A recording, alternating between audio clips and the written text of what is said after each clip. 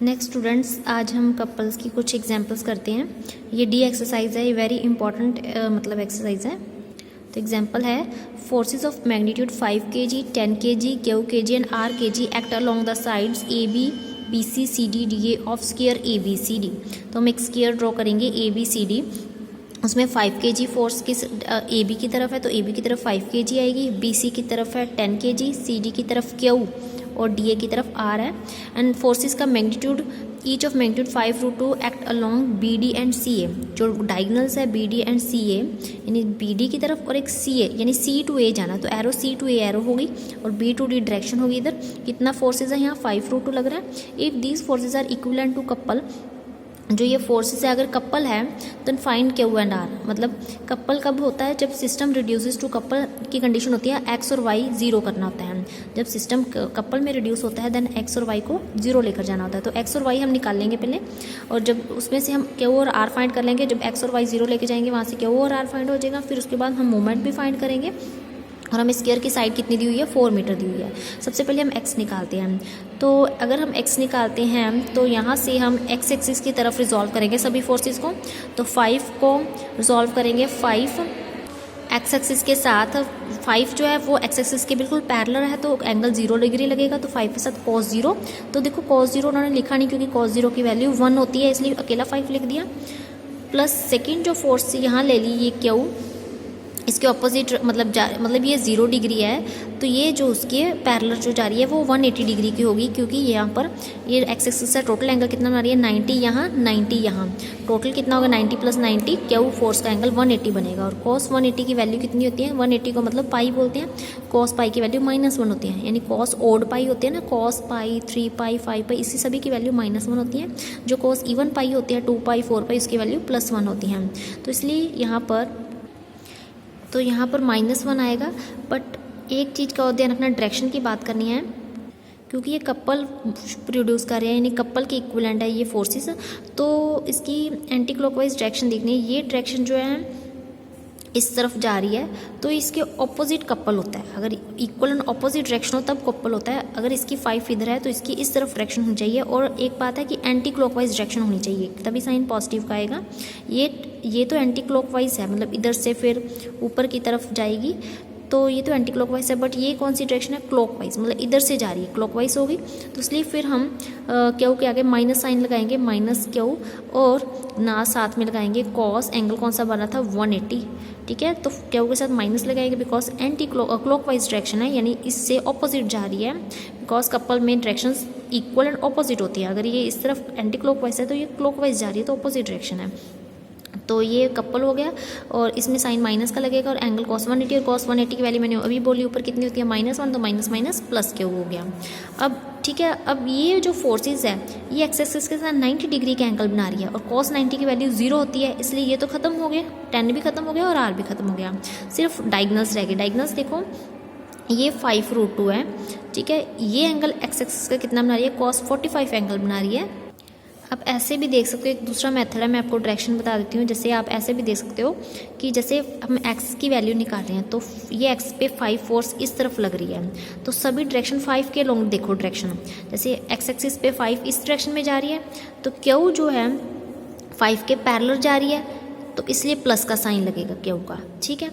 तो ये तो ख़त्म ही हो जाएगा बिकॉज cos 90 की वैल्यू 0 होती है।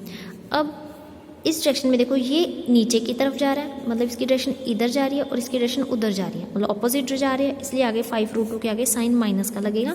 और एंगल ये पूरा 90 या हाफ कितना हो गया, 45, बिकॉज के स्क्वायर के ईच एंगल 90 डिग्री के होते हैं। हाफ कितना हो गया cos का, 45, क्योंकि ये सेंटर पे कट हो रहा है A पॉइंट पे, तो 45 बना रहा है।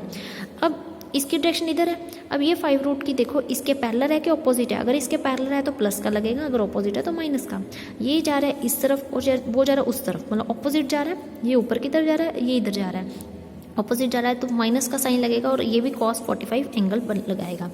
अब ये आ जाएगा 5 + Q माइनस cos 45 की वैल्यू होती है 1/√2, √2 से √2 कट हो जाएगा, अकेला 5 बचेगा। यहाँ पर भी 1/√2, √2 से √2 कट 5 बचेगा।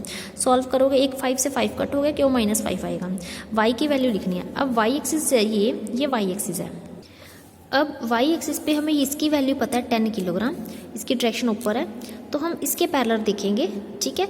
तो ये वैल्यू है जो हमें पता है 10 kg, तो इसके पैरेलल देखेंगे कि जो 10 kg है ये YS इसके साथ जो एंगल लगेगा, तो R जो है ये इस तरफ जा रहा है, 10 ऊपर की तरफ जा रहा है। इसके पैरेलल देखेंगे तो R का साइन नेगेटिव होगा क्योंकि ये ऊपर की तरफ जा रहा है, ठीक है। तो ये जो साइन है R इसके ऑपोजिट नेगेटिव है, 10 - R। और जो 5√2 ये ऊपर की तरफ जा रहा है, 5√2 नीचे की तरफ जा रहा है, तो एक में नेगेटिव का साइन लगेगा, माइनस का 5√2 साइन 45। इसमें साइन लगना है क्योंकि साइन क्या एंगल बन रहा है, वाई एक्सिस पे साइन लगता है। और ये 5√2 अगर बात करें ये भी ऊपर की तरफ जा रहा है, ये भी ऊपर की तरफ ही जा रहा है, तो साइन पॉजिटिव का लगेगा, तो प्लस का 5√2 साइन 45, एंगल 45 लेना है। और 5 और क्यू, इसमें देखो अगर आपने 5 पीछे लगाया था cos 0 की वैल्यू 1 होती थी इसलिए 5 लिखा है। अब 5 साइन 0 की वैल्यू 0 होती है और क्यू साइन 180 की वैल्यू भी 0 होती है, ठीक है। जैसे पीछे एंगल लगाए थे वही एंगल यहाँ यूज़ करें, तो यहाँ तो 5 और क्यू खत्म हो जाएगा, सिर्फ डायगनल्स के रह जाएंगे साइन 45 के एंगल, और R और 10 के एंगल आ जाएंगे क्योंकि R पे पीछे लगाया था cos 90, यहाँ पर लगाएंगे R पे साइन 90, तो साइन 90 की वैल्यू 1 होती है इसलिए R लगाया, तो ये ध्यान रखना है, ठीक है। तो ये क्यू और 5 क्यों खत्म हुए, क्योंकि क्यू पीछे cos 0 लगाया था, जैसे 5 है, अगर हम एक्स एक्सिस की तरफ रिजॉल्व करते थे तो cos 0 लगाया था, 5 cos 0। अब साइन की रिजॉल्व करेंगे तो 5 साइन 0 लगेगा और साइन 0 की वैल्यू 0 होती है इसलिए भी खत्म। और यहाँ पीछे लगाया था क्यू cos 180, तो 180 की वैल्यू -1 होती थी, तो यहाँ लगाएंगे साइन 180, साइन 180 की वैल्यू 0 होती है इसलिए क्यू भी खत्म हो जाएगा। और इसको सॉल्व करेंगे 10 - R आ जाएगा। और हमें पता है सिस्टम किस में रिड्यूसेस है, कपल में तो x और y को 0 के इक्वल रखना है, x का पॉइंट y को पॉइंट 0 के इक्वल रखेंगे, यहाँ से क्यू और R की वैल्यू आ जाएगी, यानी ये 2 फोर्सेस जो हमें नहीं पता उसकी वैल्यू आ गई। अब हम मोमेंट ऑफ कपल निकालेंगे, algebraic sum of moments about ये O पॉइंट है, या इसके अबाउट मोमेंट निकालेंगे। देखो अगर हम पहले 5 फोर्स की बात कर रहे हैं, ये फोर्स है और परपेंडिकुलर डिस्टेंस ये होगा सीधा, यहाँ O से सीधा इस फोर्स पे होगा। टोटल लेंथ हमें पता है 4 मीटर है, तो हाफ कितनी होगी 2 मीटर, तो 5 × 2 हो गया, प्लस 10 × 2 हो जाएगा, इसका सभी का 2 डिस्टेंस है।